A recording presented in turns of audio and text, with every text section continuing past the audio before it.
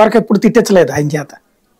తిట్టిపోవడం వాళ్ళు అనేక సందర్భాల్లో బీజేపీ ప్రతినిధులు మాట్లాడారు కదా సార్, రఘురామకృష్ణరాజుకు మేమేదో అన్యాయం చేశామని రకరకాలుగా వాళ్ళు మాట్లాడుతున్నాడని ప్రస్తావించినప్పుడు మీరు అందులో తప్పేం లేదు. కాదండి, ఓ పార్టీ నుంచి గెలిచి ఈ విధంగా మాట్లాడటం తప్పని చెప్పి ఏ బీజేపీ నాయకుడు మాట్లాడలా. ఈ విధంగా వెళ్ళి తెలుగుదేశం అధికార ఛానల్లో అధికార ప్రతినిధిగా కూర్చొని మాట్లాడుతున్నాడని ఏ రోజు మాట్లాడారు.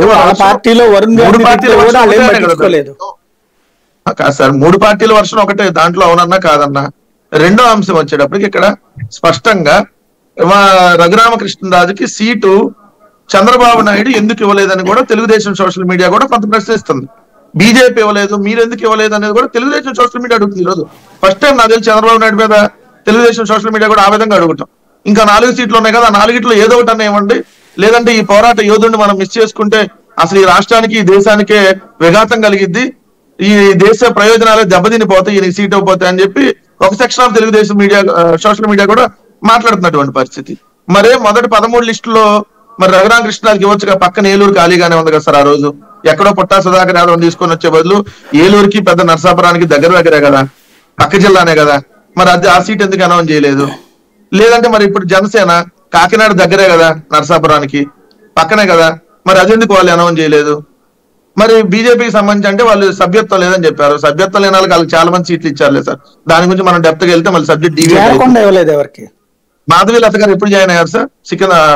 హైదరాబాద్ ఉందండి, బీజేపీలో లేదు సార్, యాక్టివిటీస్ సంస్థలోనే ఉంది. బీజేపీలో జాయిన్ అవ్వకుండా కూడా ఆమె సీట్ ఇచ్చారు. పొద్దునపూట జాయిన్ అయిన మధ్యాహ్నం సాయంత్రానికి అనౌన్స్ చేశారు ఎవరికి, వరప్రసాద్కి. తెలుగుదేశం వాళ్ళు అయితే అసలు బీజేపీ అధికార ప్రతినిధికి ఇచ్చారు బాపట్లలో. పక్క రాష్ట్రంలో బీజేపీ అధికార ప్రతినిధికి తెలుగుదేశం వాళ్ళు సీట్ ఇచ్చారు. కర్ణాటక నుంచి తీసుకొచ్చి శాంతకి ఇవ్వలేదు బీజేపీ నాయకులు. అంటే వాళ్ళు ఆ మాట అంటున్నారు కాబట్టి, ఎందుకు మాలో సభ్యత్వం లేదు, లేనప్పుడు మేము ఎందుకు ఇస్తాము సీటు అని చెప్పి వాళ్ళు అన్నారు కాబట్టి నేను ఇది ప్రస్తావిస్తున్నా. అవన్నీ ఊరక రాంగ్, వాళ్ళు ఇవ్వదలుచుకుంటే 100% ఇస్తారు. ఏముంది సార్, మధ్యాహ్నం వెళ్ళి కలుస్తాడు నడ్డా గారిని, ఒక గంట తర్వాత రిలీజ్ చేస్తారు పేరు, అంతే కదా, సింపుల్ కదా, దాంట్లో పెద్ద విషయం ఉంది. కనీసం వాళ్ళ అపాయింట్మెంట్ కూడా ఇవ్వాలి నాకు తెలిసి.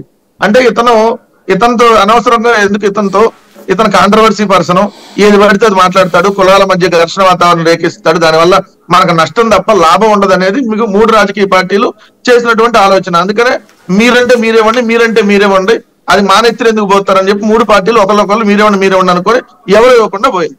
ఇప్పుడైనా గ్రహించాల్సిందేంటి, చంద్రబాబు నాయుడుకి సంబంధించినటువంటి మీడియా ఛానళ్ళు లేదంటే వాళ్ళ కూటమి నేను మిమ్మల్ని వాడుకొని వదిలేసింది. ఇప్పటికైనా తత్వం బోధపడితే మంచిదే, లేదు అదే విధంగా జగన్మోహన్ రెడ్డి గారి మీద అదే విధంగా మాట్లాడితే వెళ్తే పూర్తిగా నష్టపోయేది రఘురామకృష్ణ. అది ఇప్పటికే ఉన్నది పోయింది. అనకాపల్లి మీరు ఏమన్నా ఇస్తారా లేదా ఆయనకి? నేను అడిగింది ఎందుకు ఇస్తాను సార్ అనకాపల్లి?